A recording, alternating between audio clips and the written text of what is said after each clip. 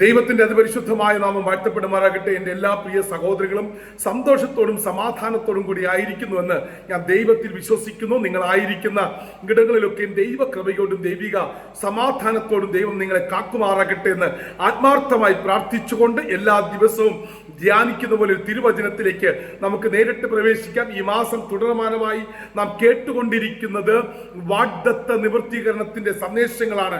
അത് അനേകം പേർക്ക് ഗുണവും അനുഗ്രഹവും ആകുന്നതിൽ ഞാൻ വളരെ സന്തോഷിക്കുന്നു. ദൈവം നിങ്ങൾ ഏവരെയും അനുഗ്രഹിക്കട്ടെ എന്ന് പ്രാർത്ഥിച്ചുകൊണ്ട് നമുക്ക് നേരിട്ട് വചനത്തിലേക്ക് പ്രവേശിക്കാം.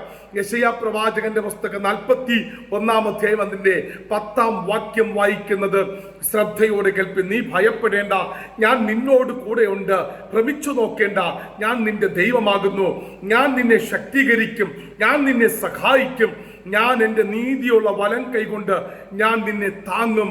അവൻ ദൈവത്തിന്റെ ഒരു വാഗ്ദത്തമാണ്. ഏത് പ്രതിസന്ധിക്കകത്ത് നമ്മളായിരുന്നാലും ഈ വാക്യം വായിക്കുമ്പോൾ നമ്മുടെ ജീവിതത്തിൽ ഒരു വലിയ സന്തോഷം കാണുവാൻ ഇടയായിത്തീരും. കാരണം ഇവിടെ തുടക്കവാക്യം ഇങ്ങനെ പറയുന്നു, നീ ഭയപ്പെടേണ്ട സാഹചര്യങ്ങൾ നമ്മുടെ ജീവിതത്തിൽ വരുമ്പോൾ നാം ഒരിക്കലും ഭയപ്പെട്ടു പോകരുത്, ഭ്രമിച്ചു നോക്കരുത്. എല്ലാ വഴികളും അടയുമ്പോൾ ദൈവം നമുക്കായി ഒരു വഴി തുറക്കുമെന്ന് വിശ്വസിക്കണം. എല്ലാ സാഹചര്യങ്ങളും നമുക്ക് അനുകൂലമായി തീരണമെന്നില്ല. പല സമയത്തും നമ്മുടെ സാഹചര്യങ്ങൾ പ്രതികൂലമായിരിക്കാം, പ്രതിസന്ധികൾ വരുമായിരിക്കാം, നമ്മൾ പ്രയാസങ്ങൾ നേരിടുമായിരിക്കാം. പക്ഷെ അവിടെയൊന്നും നാം ഭയപ്പെട്ടു പോകാതെ, ഭ്രമിച്ചു പോകാതെ ദൈവം തന്നിരുന്ന വാഗ്ദത്തം ഇതാണ്, ഞാൻ നിന്റെ ദൈവമാകുന്നു. യേശു ഇന്ന് പകൽക്കാലം നിങ്ങളോട് പറയുകയാണ്, ഞാൻ നിന്റെ ദൈവമാകുന്നു.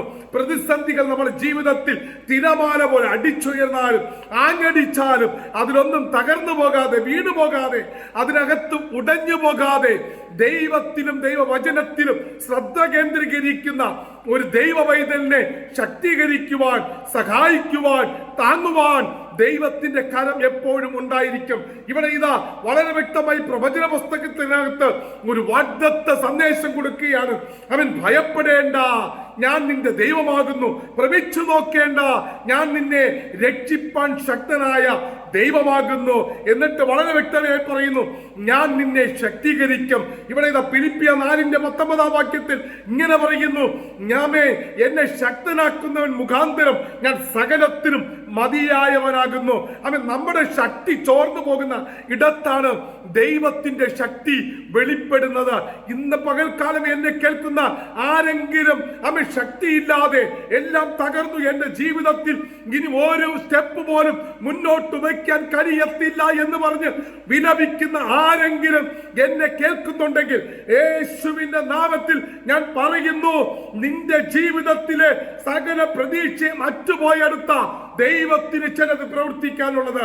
അതുകൊണ്ട് പ്രതീക്ഷ ആരെങ്കിലും കേൾക്കുന്നുണ്ടെങ്കിൽ ഇന്ന് പകലിൽ എഴുതി വെച്ചോ, ദൈവം നിനക്കായി വൻ കാര്യങ്ങളെ ചെയ്യുമെന്ന് ഞാൻ ആത്മാവിൽ ഈ വചനത്തിന്റെ അടിസ്ഥാനത്താൽ ദൂത് വിളിച്ചു പറയുന്നു. നിന്റെ ശക്തി ക്ഷയിച്ചു പോകുന്നിടത്ത് ദൈവത്തിന്റെ ശക്തി നിന്റെ മേൽ പകരപ്പെടുന്ന ദിവസങ്ങളും മാസങ്ങളും മണിക്കൂറുകളുമായി മാറുവാൻ പോകുകയാണ്. രണ്ടാമത്തെ വാക്യം ഇങ്ങനെ പറയുന്നു, ഞാൻ നിന്നെ സഹായിക്കും. 121-ാം സങ്കീർത്തനം ഇങ്ങനെ പറയുന്നു, ഞാൻ എൻ്റെ കണ്ണ് പർവ്വതങ്ങളിലേക്ക് ഉയർത്തുന്നു, എനിക്ക് സഹായം എവിടെ നിന്ന് വരും? എനിക്ക് സഹായം ആകാശത്തെയും ഭൂമിയെയും ഉണ്ടാക്കിയ യഹോവയെങ്കിൽ നിന്ന് വരുന്നു. ആമേൻ. നിന്റെ മേലുള്ള എല്ലാവരുടെയും സഹായം നിന്നുപോയാലും, ആരൊക്കെ നിന്നെ സഹായിക്കാമെന്ന് പറഞ്ഞ് നിന്നെ കൈവിട്ടാലും, നിനക്ക് വേണ്ടി സ്വർഗത്തിലെ ദൈവം അവൻ ചില വഴികൾ തുറക്കാൻ പോകുകയാണ്. ചില ദൈവികമായ കരങ്ങളെ നീട്ടുവാൻ പോകുകയാണ്. അടുത്ത വാക്യം ഇങ്ങനെ പറയുന്നു, എന്റെ നീതിയുള്ള വലം കൈകൊണ്ട് ഞാൻ നിന്നെ താങ്ങും. ആമേൻ. അവൻ പത്രോസിന്റെ ലേഖനത്തിനകത്ത് വളരെ വ്യക്തമായിട്ട് വിളിച്ചു പറയുന്നു, അവന്റെ വലം കൈക്കുള്ളിൽ, അവന്റെ ബലമുള്ള കൈക്കീഴിൽ നിങ്ങൾ താണിരിപ്പാൻ. ദൈവത്തിന്റെ കയ്യിൽ നമ്മൾ താണിരിക്കുന്നവരായി തീർന്നാൽ നമ്മളെ ദൈവം എന്തു ചെയ്യും? നമ്മുടെ പ്രതിസന്ധികളുടെ നടുവിലും നമ്മളെ കാക്കുവാൻ അവൻ സർവശക്തനാണ്. ഇന്ന് പകലിൽ എത്ര പേർ വിശ്വസിക്കുന്നുണ്ട്? എന്റെ ശക്തി ചോർന്നു പോകുന്നിടത്ത്, എനിക്ക് സഹായം നിന്നു പോകുന്നിടത്ത്, എന്റെ ആമേൻ വഴികൾ അടയുന്നിടത്ത് എനിക്ക് വേണ്ടി ആമേൻ ദൈവത്തിന്റെ കരം പ്രവർത്തിക്കുമെന്ന് എത്ര പേർ വിശ്വസിക്കുന്നുണ്ട്? എത്ര പേർ ചിന്തിക്കുന്നുണ്ട്? എല്ലാ വഴികളും അടഞ്ഞോട്ടെ, എല്ലാ മേഖലകളും ആമേൻ അടഞ്ഞോട്ടെ, പക്ഷെ നിനക്ക് വേണ്ടി ദൈവം ഇന്ന് പകലിലും ഒരു പുതിയ വഴി തുറക്കുമെന്ന് ഞാൻ ആത്മാവിൽ പ്രവചിച്ചു പറയുന്നു. ഇവിടെ ഇതാ പറയുന്നു, ഞാൻ നിന്നെ ശക്തീകരിക്കും, ഞാൻ നിന്നെ സഹായിക്കും, എന്റെ ബലമുള്ള കരം കൊണ്ട് ഞാൻ നിന്നെ താങ്ങും, യേശുവിന്റെ നാമത്തിൽ. അങ്ങനെ ദൈവത്തിന്റെ കരങ്ങളിൽ സമർപ്പിക്കപ്പെടുന്ന ഒരു ദൈവവൈതലായി ഇന്ന് പകലിൽ നീ സമർപ്പിക്കപ്പെട്ടാൽ നീ ഇന്ന് വരെ കാണാത്ത ചില ദൈവിക വാഗ്ദത്തങ്ങളുടെ നിവൃത്തീകരണം കാണുക തന്നെ ചെയ്യുമെന്ന് ഞാൻ ആത്മാവിൽ വിളിച്ചു പറയുന്നു. നീ കേട്ട വാഗ്ദത്തങ്ങൾ, നീ കേട്ട പ്രവചനങ്ങൾ, നീ കേട്ട ദൂതുകൾ, അത് നിങ്ങളുടെ ജീവിതത്തിൽ സംഭവിക്കും. നീ തകർന്നു പോകത്തില്ല, നീ ഉടഞ്ഞു പോകത്തില്ല, നീ ഒരിക്കലും നശിച്ചു പോകത്തില്ല. നീ ദൈവത്താൽ അനുഗ്രഹം പ്രാപിക്കുക തന്നെ ചെയ്യും. നിങ്ങൾ വിളിച്ചു പറ, ഞാൻ ദൈവത്താൽ അനുഗ്രഹം പ്രാപിക്കും, എന്റെ യേശുവിനാൽ ഞാൻ അനുഗ്രഹം പ്രാപിക്കും, എന്റെ പരിശുദ്ധാത്മാവിനാൽ ഞാൻ അനുഗ്രഹം പ്രാപിക്കും. അങ്ങനെയുള്ള ചില തീരുമാനങ്ങൾ എടുക്കുവാൻ ഇന്ന് പകലിലും ദൈവം നിങ്ങളെ സഹായിക്കട്ടെ ആത്മാർത്ഥമായി പ്രാർത്ഥിച്ചുകൊണ്ട് നിർത്തുന്നു.